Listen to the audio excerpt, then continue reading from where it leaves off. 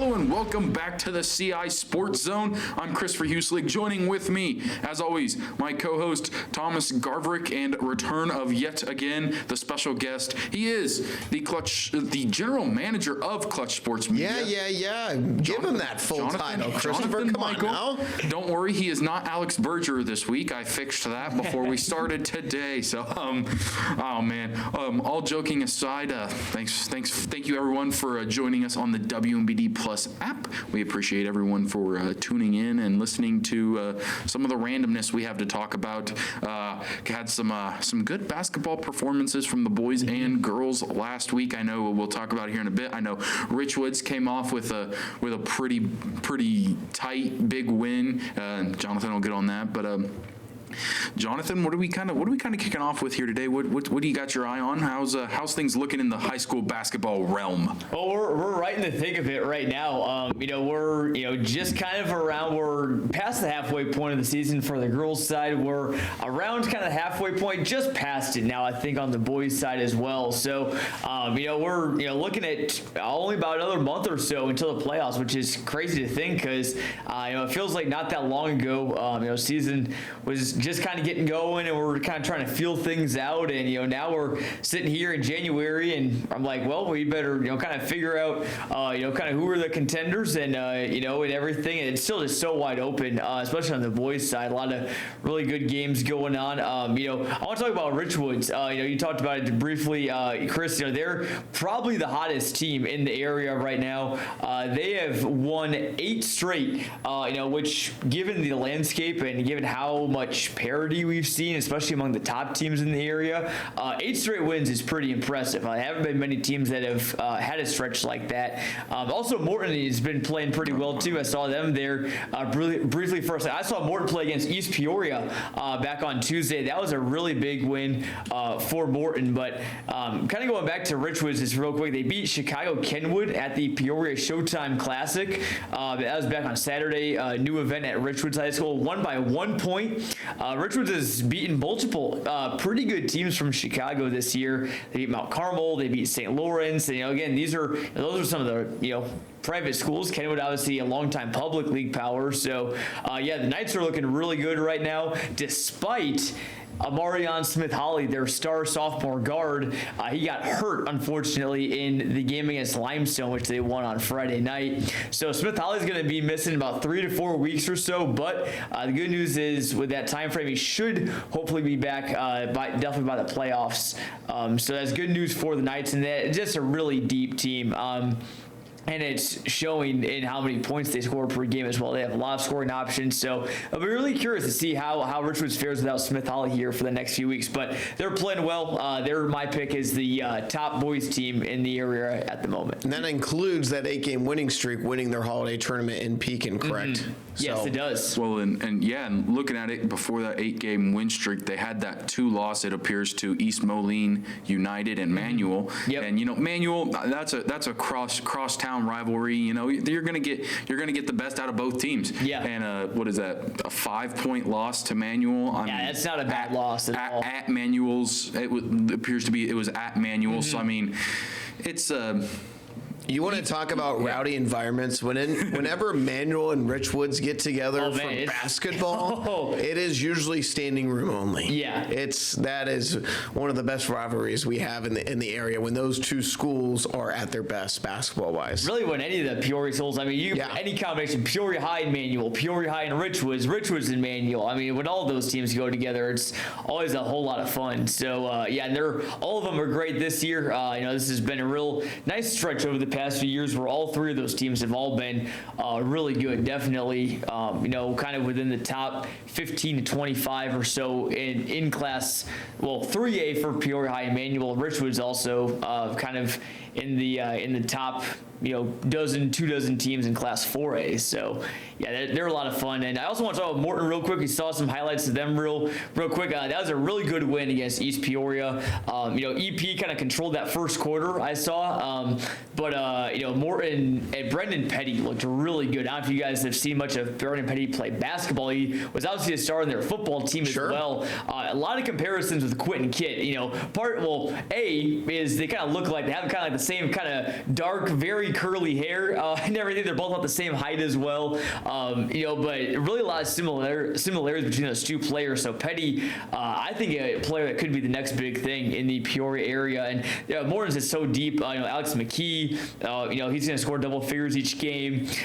Jude Zeller was also in there. Silas Steffen, Colin Burns had great games. Burns had a career high, I think, 19 against Normal Community back on January 3rd, then had 17 in the next game against East Peoria. So he's kind of an underrated player that can really get it done, especially down low for Morton. And that was just a real big win for the Potters, who then went on to beat Dunlap over the weekend as well. And East Peoria, they kind of had two tough losses back to back. They came back and beat Metamora on Friday. That was a good win. And also another good win on Saturday. They beat Morgan Park from Chicago at the Showtime Classic pretty handily, 71-45. So EP back on track for sure, and it's good to see for the Raiders. Yeah, I haven't had a chance to see Morton this year. That hasn't come across my assignment from Kurt or Patrick, so hopefully I'll get to see the Potters down the stretch. I did see on Friday, I saw big school between Bloomington and Manual. Manual ended up winning that game. But then the more impressive game I felt like was Tremont and DMAC in a small school matchup. And let me tell you, I've been to Tremont a few times for basketball games, and the way that their gym is styled, very old school, it is very enclosed. So you feel everything. That environment was the best small school environment that I've been to so far this year. It was incredible. You had the entire Tremont student section, you had the DMAC student section, and I mean, literally from the jump, I was there for the entire first quarter.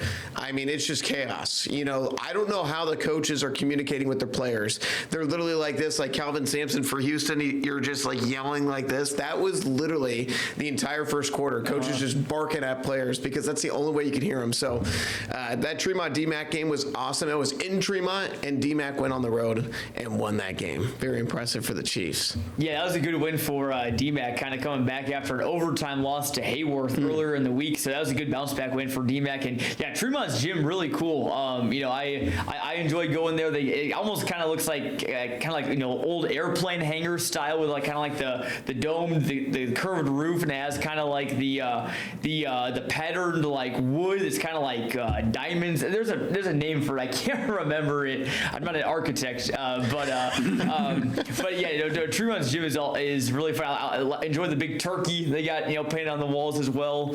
Although I'm sure so many of the fans were standing. I don't know if you were able to see that at all. Yeah. But yeah, that's always a great rivalry. And DMAC swept it, boys and girls. Their girls came out with a win the night prior on Thursday. So yeah, good week overall for DMAC hoops, and their boys at 11-3, definitely one of the teams that have making the biggest leaps in terms of improvement from last year to this year. Well, and we talked about those in Peoria matchups. Look, I was just looking at Manual's upcoming schedule. The 8-4 Rams. It looks like in 14 days they got Peoria, Notre Dame, Peoria, and Richwoods. If I'm not mistaken, that's what this looks like. Yep. You would be correct. All on the road. So we'll have some. If you're good old Big 12 action right there. Yeah, and hey man, if you're wanting to catch some local basketball and witness the experience that Jonathan and Thomas were talking about there's 3 chances to watch 3 of our local teams who are going to be playing each other within the next 2 weeks. So I mean, hey, always a good chance there to go see some local basketball and be we're getting to crunch time, right? And that's where you have all these in-conference play. I know that in basketball they don't necessarily really publicize we're the regular season champion but don't get you wrong. If it comes down, if it's between 2 teams and they play each other head to head on the final day of the regular season, you best believe that you want to be able to say, well, we were the outright winners of the Big 12 regular season for basketball. We had the best conference record. So that still does matter to programs here in town, which is really cool. So excited to see. Hopefully teams are trying to get to playing their best ball right now, right? As they get ready to hopefully go on a really long run in postseason play. For sure. Yeah, well, we talked about boys. Why don't we transition a little bit here to the girls' side? What are some games from this last week that really cut your eye there, Jonathan? Well, Morton and Dunlap, this is a game we kind of talked about a little bit about last week. We kind of previewed it a little bit. Those were kind of one of the 3 games we had to watch, and Morton kind of came in and took care of business. They got to the foul line a lot in that game, and we talked about the Morton's forwards, Paige Selke, Abby Van Menen potentially kind of being big factors in that game, and sure enough, they were. They combined for I think just over half of Morton's points. I think they both were somewhere between 15 and 20 or so. So good games from them, and again, just a good win for Morton overall, who followed it up with a big win over Taylorville, the Taylorville shootout on Saturday. So the Potters, after losing 3 straight, they've won 3 in a row. You saw them as a huge win against East Peoria. Also see Metamora there too. Metamora's a team we can't forget about either.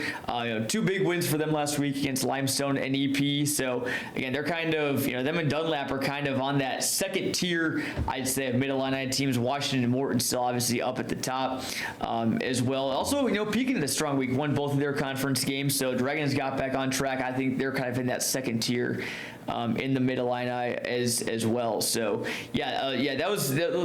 those are kind of some of the games I was thinking of, but I mean, there's so many. I mean, we could go any different direction, really. Big 12, HOIC, ICAC, Illini Prairie. A lot of great teams. Obviously, I was looking earlier today as I'm going to be shortly making our Clutch Sports Media boys and girls power rankings.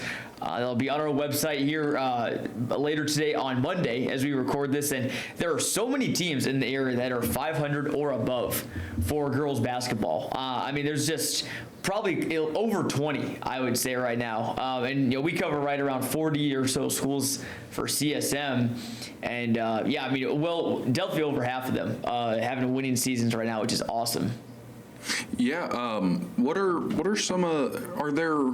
Are there any games this week that you're doing yourself, or that you got your eye on? What are we looking at coming up this week? As Jonathan said, we record these on Monday, as most of you who watch and know. But is there something that some of the fans who are watching at home can go?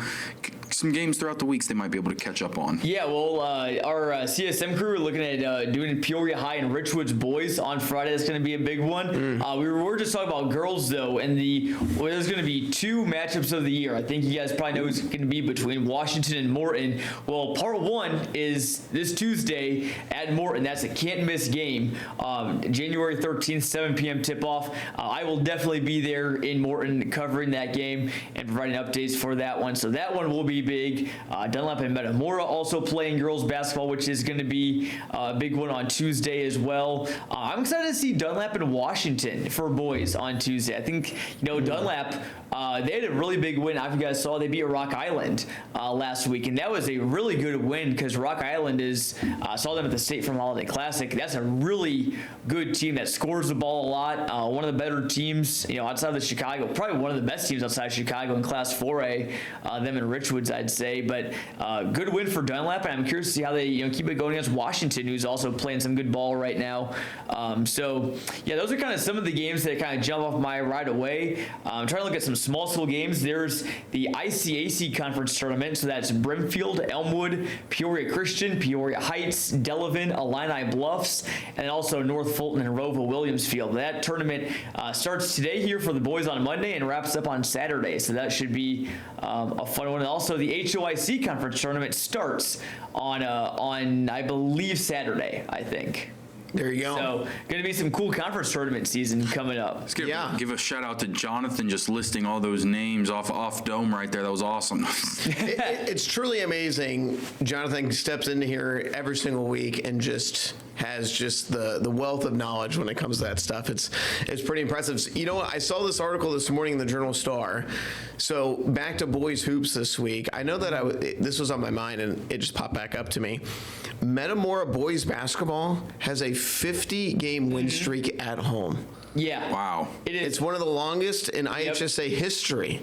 Yeah, it is. It is It's insane. unbelievable. Yeah, and I believe I think it's somewhere around number 5, number 6. I'll pull it up here right now. The kind of the leaderboard. The all-time record is 102. So if Metamora can get one more, they'd be halfway there. They'd be halfway there. It's, I mean, it's just. Let's see, they play, how many just- games do they play at home a year?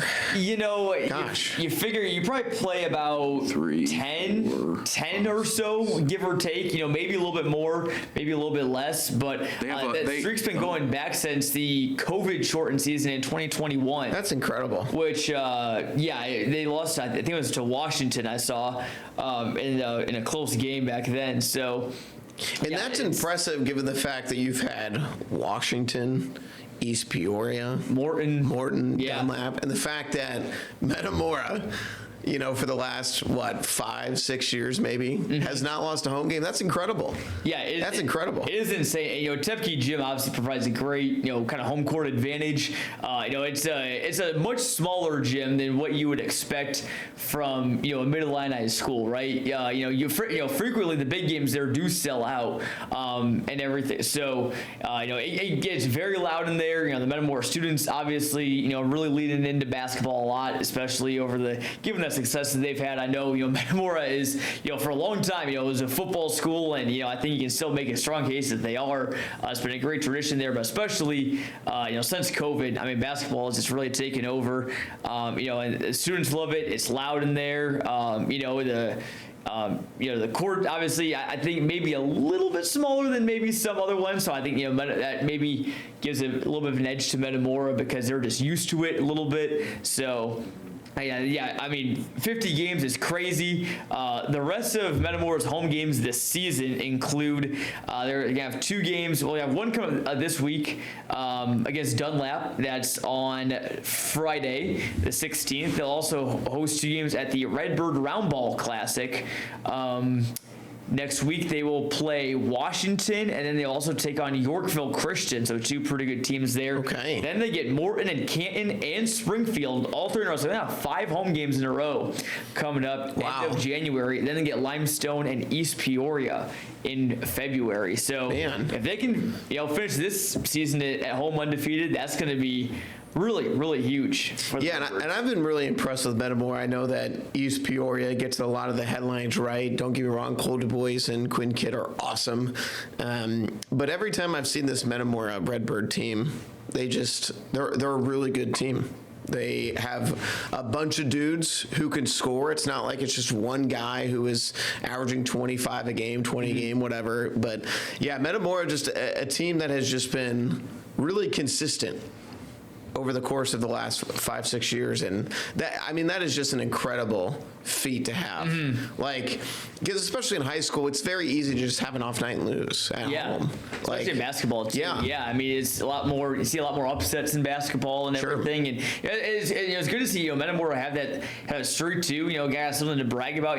During football season, they probably heard us talk about. Washington's won so many Mid-Illini games in a row, 26 or 27 and everything. Well, Metamora's got a 50-game home win streak in basketball, which is pretty amazing. So yeah, Redbirds have been pretty good this year with a young squad. There is a team I just want to add real quick that there is a team I think that can face anyone in the state and just kind of match kind of their level. I think they're a team that could face a Class 4A power, for example, and compete in that game. They're not going to back down.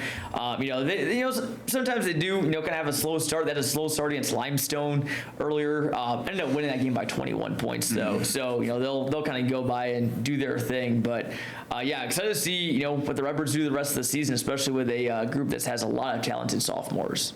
Absolutely. Yeah, and so to answer your guys' question, I went through and counted, and obviously this was rough. They play about 13 to 14 home games this year. It looks like, not counting the tournament games, of course. So that's almost. Yeah, according to 5 the years Journal of Star article from our good pal Adam Duvall, dates back to March of 2021. That Yeah. streak for Metamora. 5 years. March of 2021. 4 or 5 years. Pretty good stuff. That's, hey, nothing's better than when you can go into, as a student, I want to watch a good game, in my own home, you know. So it's great for the community, you know. Metamora can get behind it. It's probably very easy to pack home games for them because the community knows we're at home. There's a very good chance we're winning this. So it's just everyone likes to watch a win. So it's always more fun when you can get a sure win at home. And I mean, as you said, they got some tough games coming up at home. Hopefully they can keep it rolling, man. It's something you love to see, though. Indeed. Well, guys. Jonathan, is there anything else basketball-wise in the high school realm that we need to brush up on this week at all? Yeah, I mean, I would say that since we're in January, I like to call it January shootout season because there's a lot of shootouts, especially on the weekends. Always really fun. This past week, there's one a little bit out of our way down at St. Joseph Ogden, had a lot of good teams, and Eureka and Peoria High, El Paso Gridley, Tremont were all there.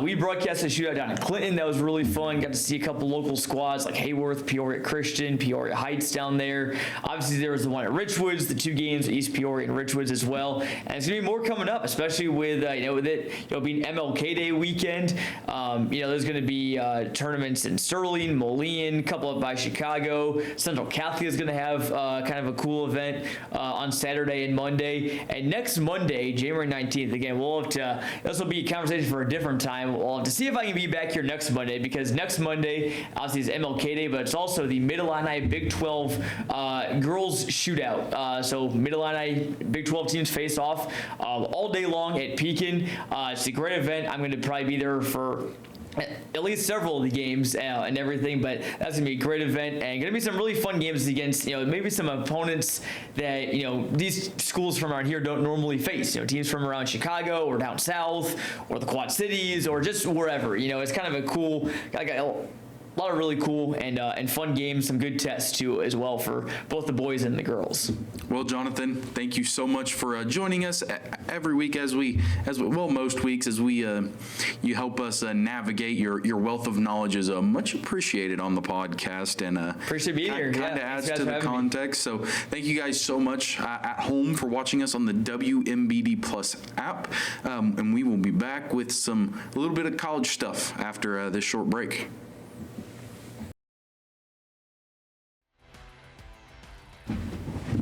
Hello and welcome back to this week's episode of the CI Sports Zone. I'm Christopher Huslick. Joining with me, my co-host Thomas Garvrick and our proud Tremont resident buzzer beater Alex Berger. Headphones popping on.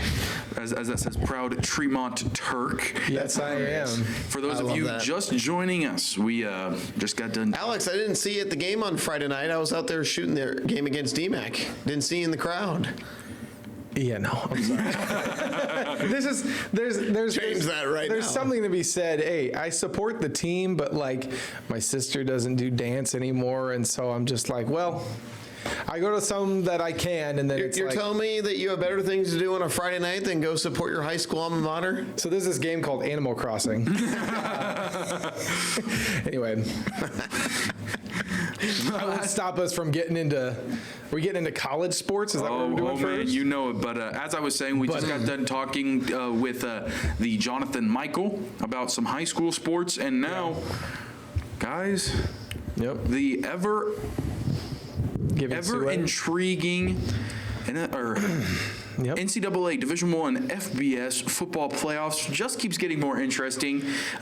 Indiana's doing exactly what we know Indiana to do. It's over. Yeah. No. It is over.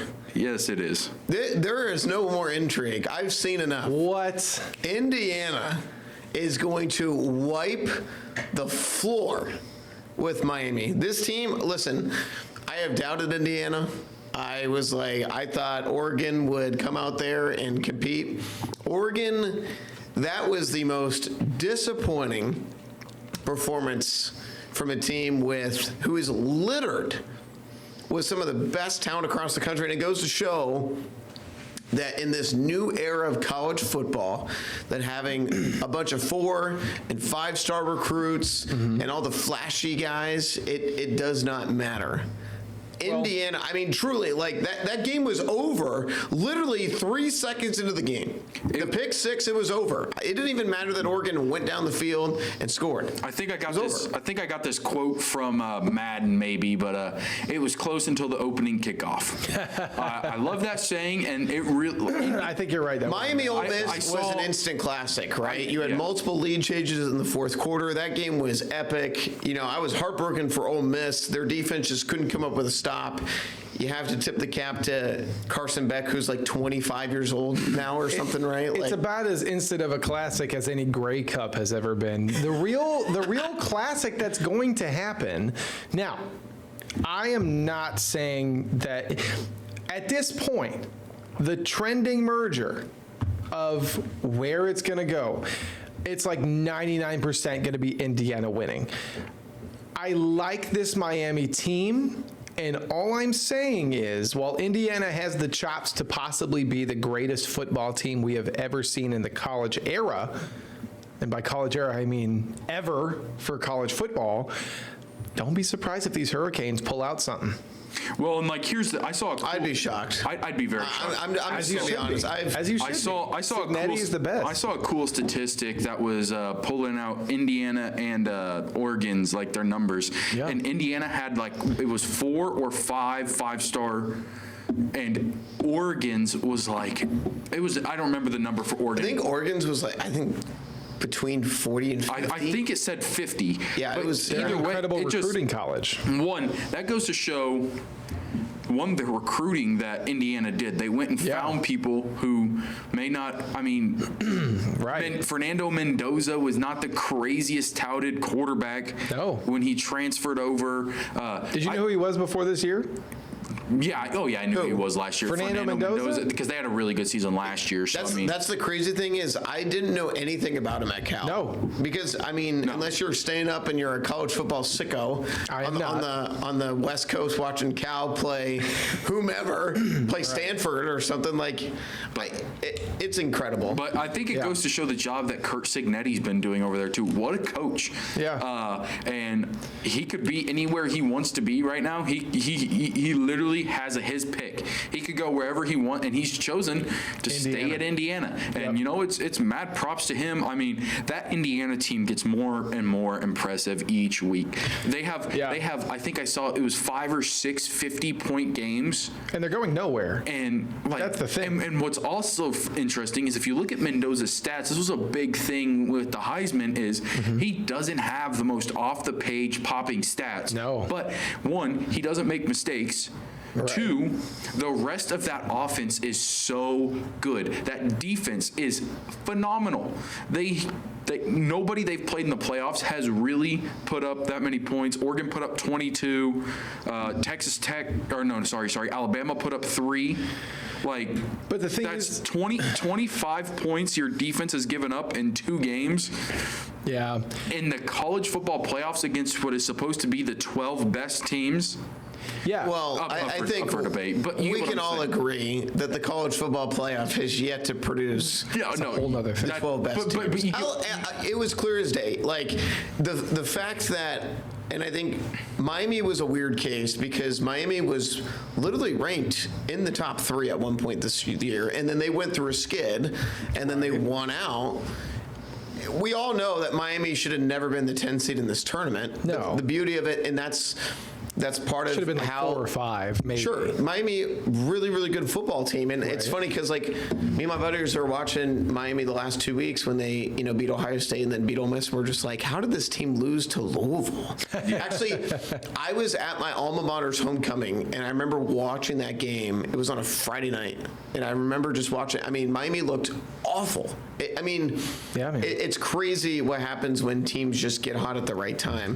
I think the only thing I will say, and this isn't to discredit Indiana, but like their average age, they showed it, is their average age is like 23 years old. And I think my issue with college football right now is it goes back to there's no restrictions, right? Like Carson Beck's 24, 25 years old. Like, I'm sorry, but like you should not be playing college football anymore. Trinidad's out here trying to get a 6-year waiver.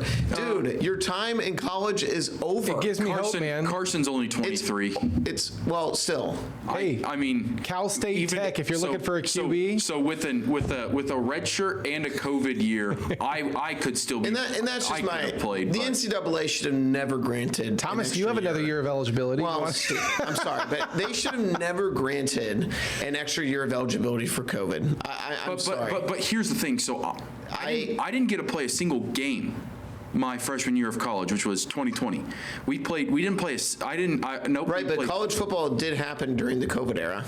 It was abbreviated, but it still colleges happened. didn't. It still happened. We played 3 games my freshman year of college. So Right. why should that have counted as a whole season for me? Like we could have redshirted. That's how few games we played. High schoolers couldn't do that because obviously they had that But condensed so like season. I disagree with that because I was there. I went through it. If I would have only gotten 3 games, like obviously I didn't end up using that COVID year. I was done. No. But I also played NAIA football, so it's different. Yeah. But now I think who is it? Miami, who has that tight end who's been there for this is like his 9th year of Oh, it college. is Miami. It's like I forgot about him. it's like dude. This is his last year. Yeah, but it's Carson Beck makes sense. He's 23. That's 1 extra year, depending on when your birthday is, maybe 2. So he makes sense. Grad students. But to your point, I don't know. you have I just don't- You have dudes who are almost 30 years old playing NCAA Division There- I football. That's my problem with, and this isn't to discredit Kurt Signetti at all, but Kurt Signetti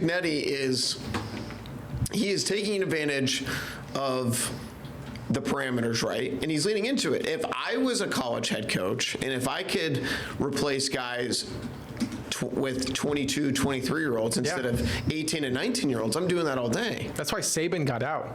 Right. NIL and Because Nick Saban was a true, I'm going to recruit you, I'm going Yeah. to bring you in, I'm going to build you up from 18 to that's could you not imagine happening Coach anymore. Krzyzewski No, coaching in no. this era? No, he's a house visit. That's sit why, down with your honestly, family I used guy. to hate Tom Izzo. I love Tom Izzo now. Tom Izzo is loyal to the guys that he recruits. Yeah. But, so, that's not to discredit Indiana because this team from top to bottom, they've mentioned it during their run. They don't beat themselves. Mendoza is the best quarterback prospect who's going to come out in the NFL. He should be the #1 pick. I'd be shocked if he wasn't. Right. This is a really good Indiana team.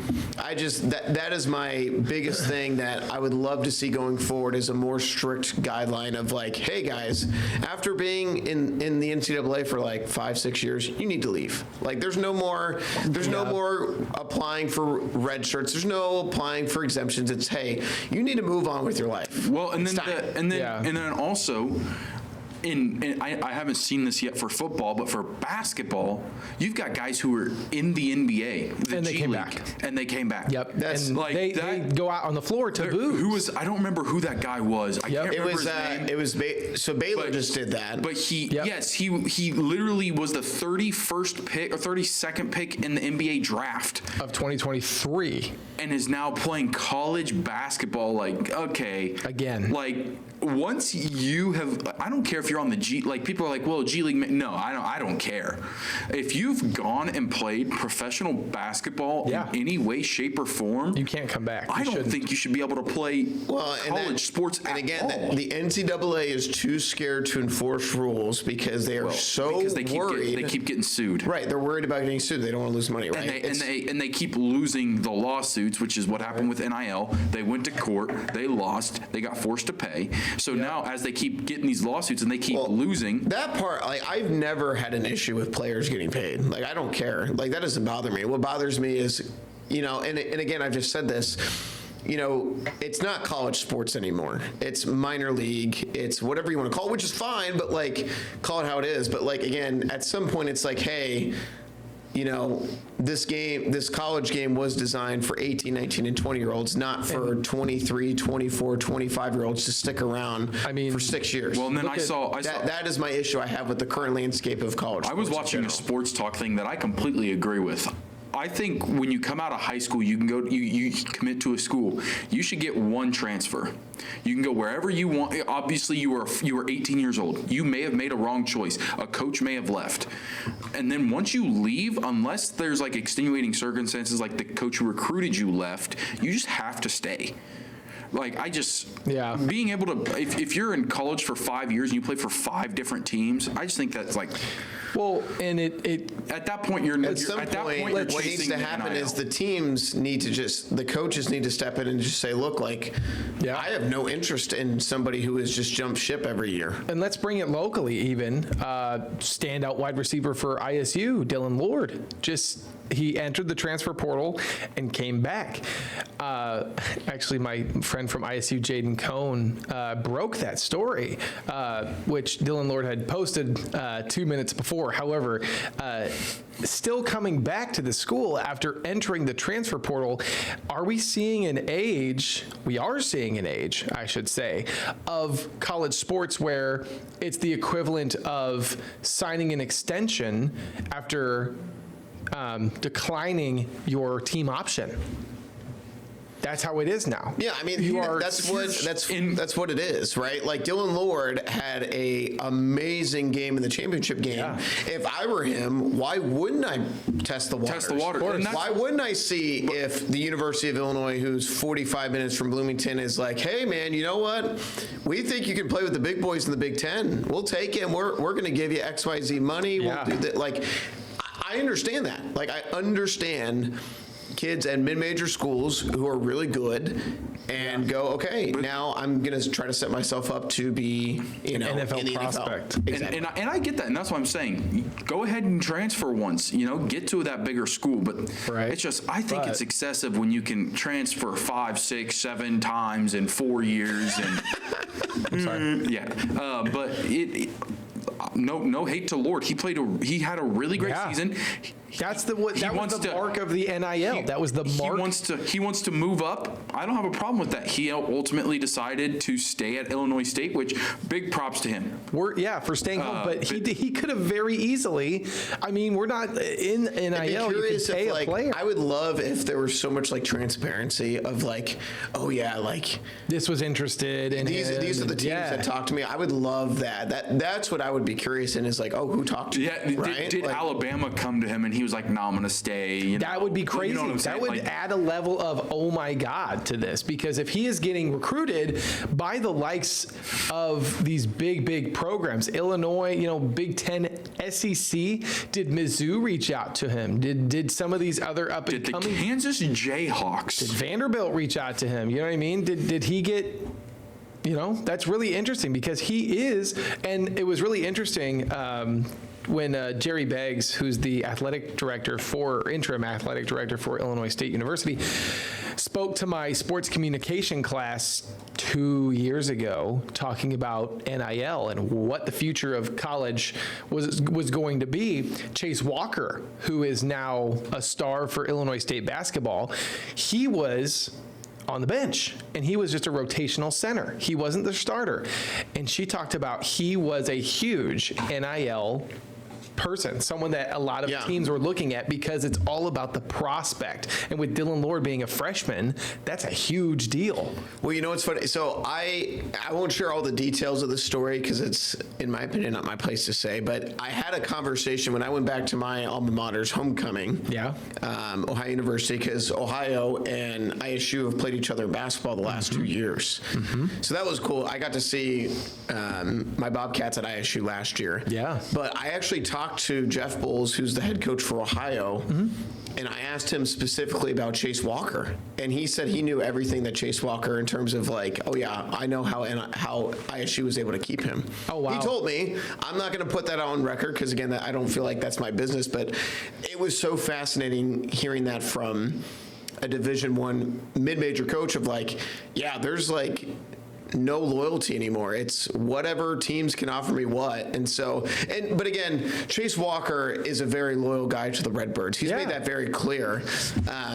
But they definitely had to, because he had other offers to play elsewhere, and the Redbirds had a nice little NIL deal that I caught wind of and was able to keep him. But again, it's so fascinating when coaches choose to share that information with people. Yeah. Right. And so, More transparency would be really, really cool. yeah, and maybe that's where we take it too. But all said and done, this playoff is just like last year's playoff, right? Indiana is last year's Ohio State. Miami is last year's Notre Dame. Now, I think Miami's team this year is much better than the Notre Dame team who went all the way last year and played Ohio State, but the parallels are similar, right? Notre Dame was a lower seed. Notre Dame won at home against Indiana in the first round, and then they beat Georgia, and then they beat Penn State. Miami's been on that same path, right? Like, they won on the road, then they knocked off Ohio State in the second round, and then won their semifinal game. It's just very funny how the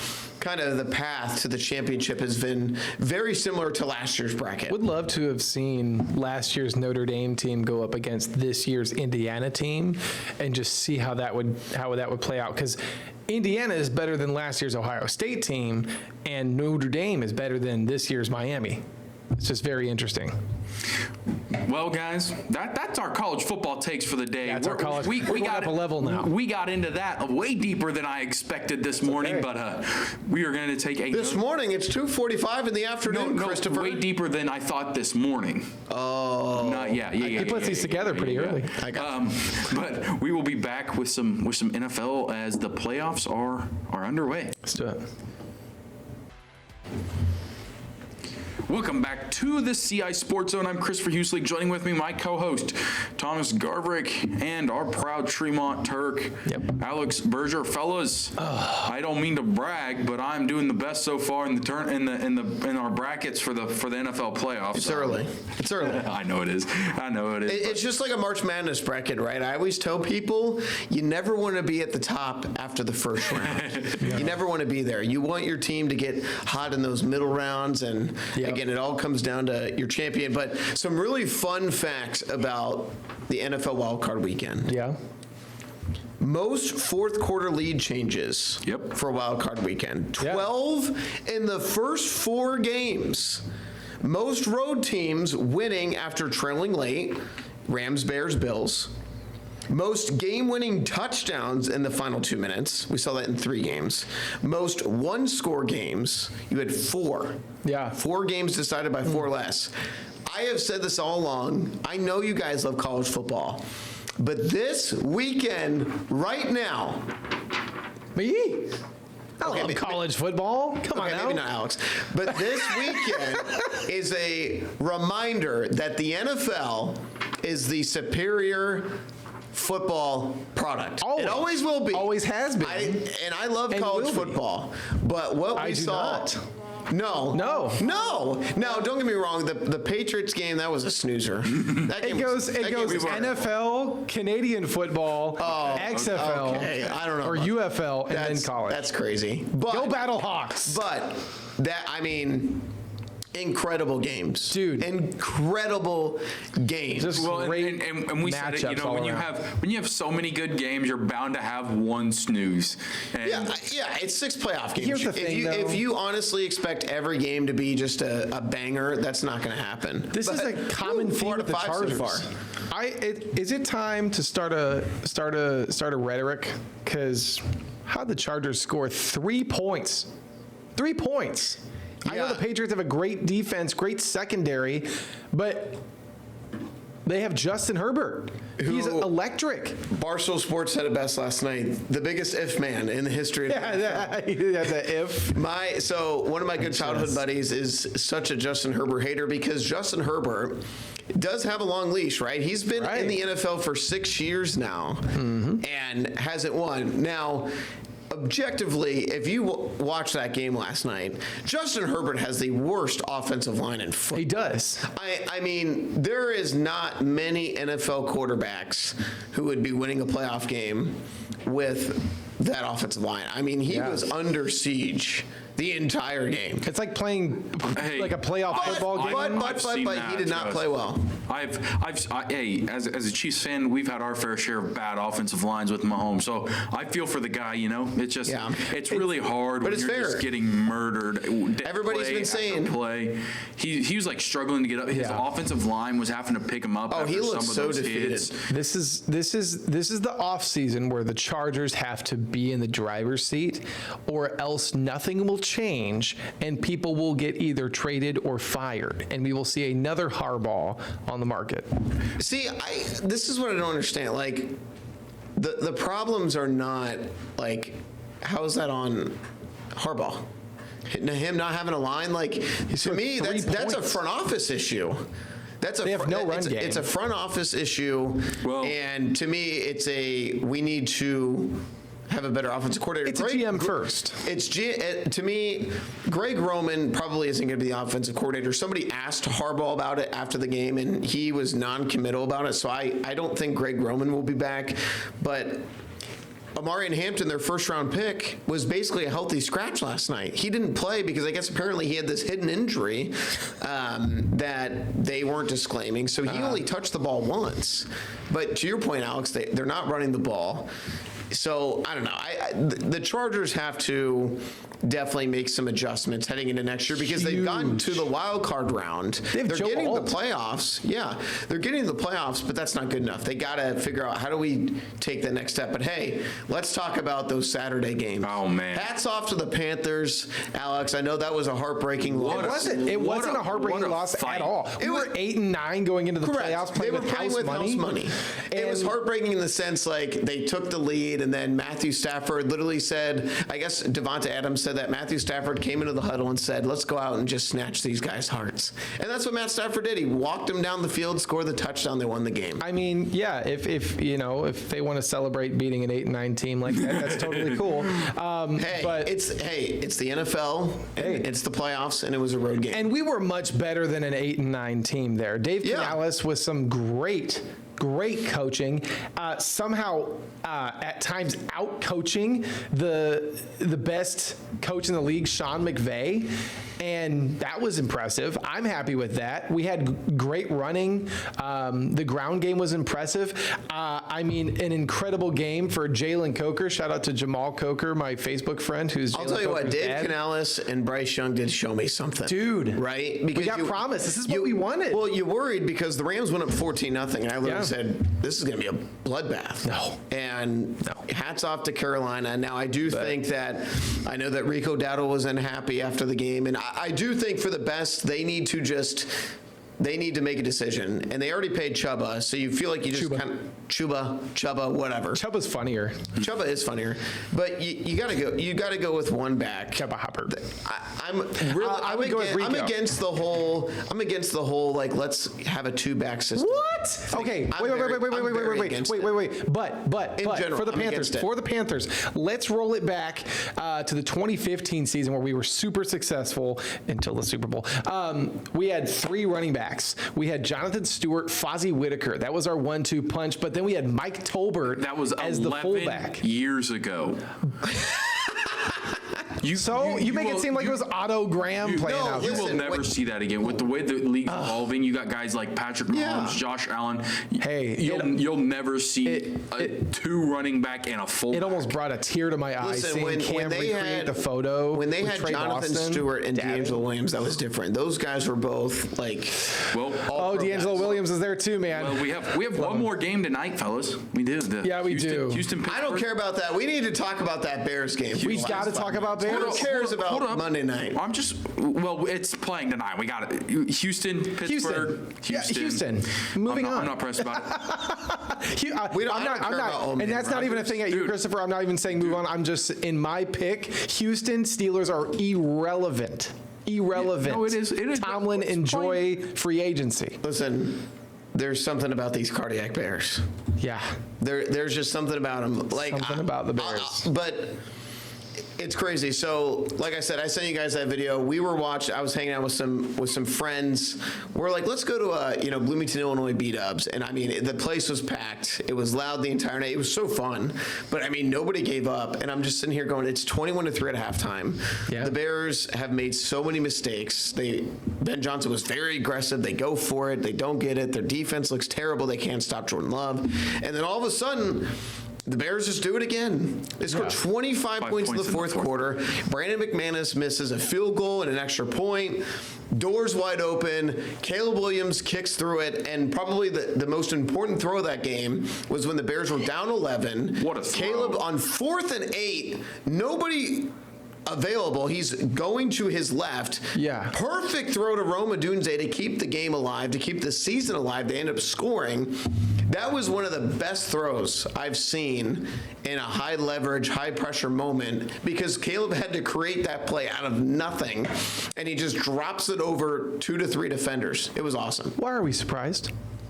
Why are we surprised? The most clutch I'm not NFL surprised. player I'm just in saying the how league. amazing that I know, play was. I know, but all I'm saying is the whole rhetoric around this game is, I can't believe the Bears did this. Oh my God. The Bears Well, are the I most can't clutch believe team in the league. I can't believe that the Bears were in an 18-point hole going into the fourth quarter. I They were down knew this would 3 happen. possessions going into the fourth quarter. There were two outcomes of and this won. game. Two outcomes of this game were going to happen. The Packers, they were called a juggernaut all season. They were called a juggernaut all season, had some late season mishaps, injuries, everything happens. Going into this game, they didn't, they're still a good team, a great team, in fact, with a lot of wide receivers. And Romeo Dobbs. The one thing I'll let say me- about the Packers is they did lose Micah Parsons, and that was a game-changing injury for them. I got a statistic here, all right? Cowboys won. I can tell you why the Bears ended up winning this game. Let me tell you. hear it. Top 5 PFF grades for the game for the Bears. Number 4, left tackle, Ozzie Trapillo. Bingo. Number 5, right tackle, Darnell Wright. Okay. Bingo. When you have 2 offensive linemen on the ends, tackle is one of the harder was 2 and positions to 1. play in pass pro. You're on your own on an island every single game. That is the game changer right there. Both of your tackles are playing lights out. Number 1, Colston Loveland, 80.6. Caleb Williams at 77.3. Tyler Warren, who? And then I can tell you why DeAndre Swift is at 3. It's because of the next 2 dudes who follow him. DeAndre Swift, 76.3 on PFF, all right? So, here's the thing, is Drew Dahlman. those are 5 important positions that if you have grayed out high, you're going to have a successful game. Now, I bet earlier in the game, none of those numbers were very good. But by the end of the game, those 5 people were able to get the job done. Colston Loveland had some huge catches. He is going He's to be a clutch. staple for the Bears at tight end. Him and For Luther a Burden while, have been if they can keep home paying. run selections, but again, neither of those selections happen if the Bears don't hire Ben Johnson. Yeah. Oh, no, yeah. That's Can I- Ryan Poles doesn't make those selections if Ben Johnson isn't the head coach going, hey, we need to want take these. them. Colson Loveland's going to be a stud. He's a He's guru. not just a tight end. Ben Johnson, Hats off. hats off. Really quickly about Sunday, Josh Allen is the guy. He's going into Denver on Sunday.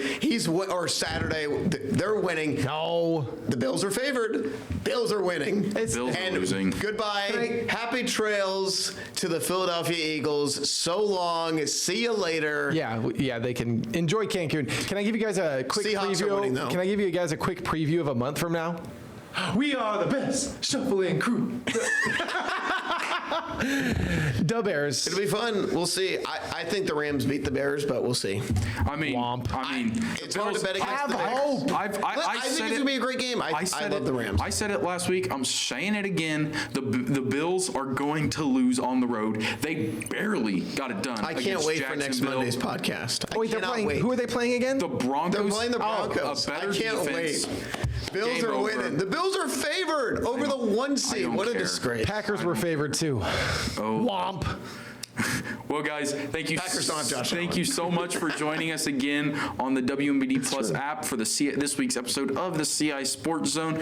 Christopher Huselig along with Thomas Garbrick and Alex Berger, and we will see you guys next week. Daniel Jones MVP 2027.